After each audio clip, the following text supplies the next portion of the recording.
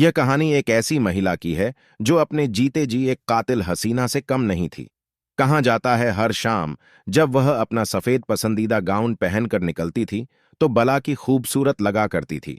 उसकी खूबसूरती का शहर का हर इंसान दीवाना था और अब उसका डर हर शख्स के जहन में है। आखिर क्यों इस दिलकश हाशिना को द वीपिंग वुमेन कहा जाने लगा?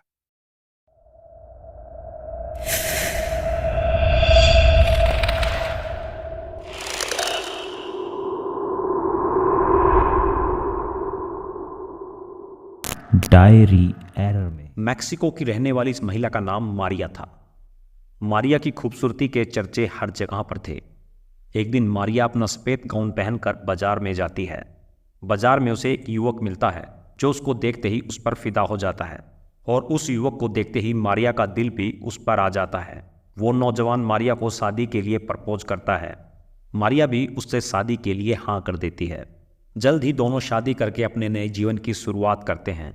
मारिया का पति उसे हमेशा खुश रखा करता था। कुछ दिनों के बाद मारिया के परिवार में 2 से 4 सदस्य हो जाते हैं। कहते हैं मारिया के वह दोनों बेटे भी उसके जैसे ही सुंदर थे। समय यूं ही बीतता जाता है पर मारिया अब पहले जितनी खुश नहीं रहा करती थी। उसका पति उसे अब पहले जितना प्यार नहीं करता था। कुछ समय के बाद उसका पति काम के सिलसिले में दूसरे शहर चला जाता है और फिर कभी वापस नहीं आता। मारिया कई दिनों तक अपने पति का इंतजार करती रही। अपने पति के इंतजार में उसकी आंखों से टपक रहे आंसू भी अब सूख चुके थे। उसके चेहरे की वह खूबसूरती अब वीरान हो चुकी थी। एक दिन मारिया नदी के किनारे अपने दोनों बच्चों के साथ घूम रही थी। अचानक उसकी नज़र दूर से आती घोड़ा गाड़ी पर पड़ती है जिसमें उसका पति किसी और महिला के साथ बैठा आ रहा था। जैसी ही वह गाड़ी उसके पास से गुजरती है उसका पति उसकी तरफ देखता तक नहीं और अपने दोनों बच्चों को देखकर मुस्कुरा देता है। इससे मारिया को गुस्सा आ जाता है। इसी गुस्से की वजह से मारिया एक ऐसा फैसला ले लेती है जिसकी वजह से उसे बाद में पछताना पड़ता है। उसने गुस्से में फैसला लिया कि वह अपने पति की आखिरी निशानी यानी उन दोनों बच्चों को ख़त्म कर देगी। शायद उसे लगा वह आज भी अपने बच्चों से बहुत ज़्यादा प्यार करता है। मारिया ने गुस्से में आकर अपने दोनों बच्चों को नदी में डुबो कर मार दिया। जब मारिया को होश आता है तब तक बहुत देर हो चुकी थी। उन दोनों बच्चों की मौत हो चुकी थी और उनके शव पानी के साथ बह कर जा रहे थे। मारिया को अपने किए पर बहुत अफसोस होता है।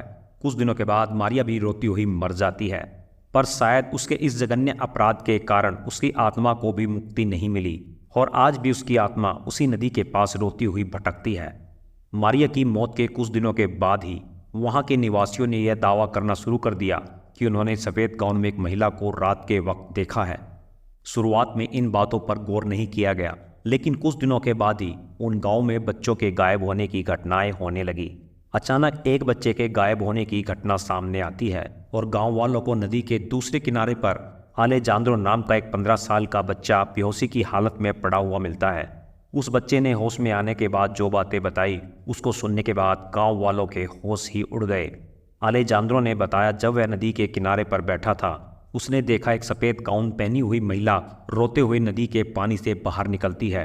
उसका चेहरा देखने में बेहद ही डरावना था और उसके रोने की आवाज़ उससे भी ज़्यादा खौफनाक थी। उसने देखा कि वहाँ एक छोटा बच्चा खड़ा था जो उसकी तरफ ही देख रहा था। देखते देखते वह बच्चा भी नदी के पास चला जाता है। जैसे ही वह उसके पास पहुँचता है वह रोती हुई महिला उसको पानी में डुबोने लगती है। बच्चे के मरते ही वह महिला भी वहाँ से गायब हो गई। इस घटना के बाद वहाँ के लोग समझ गए कि यह काम हो ना हो मारिया की भटकती हुई आत्मा का ही है। इसलिए वहाँ के लोगों ने इस आत्मा को नाम दिया ला लोरना, द वीपिंग वुमेन। सन 1960 के दशक में मैक्सिको के कुछ भागों में तो महिलाएं अपने बच्चों को स्कूल तक भेजने से डरा करती थी।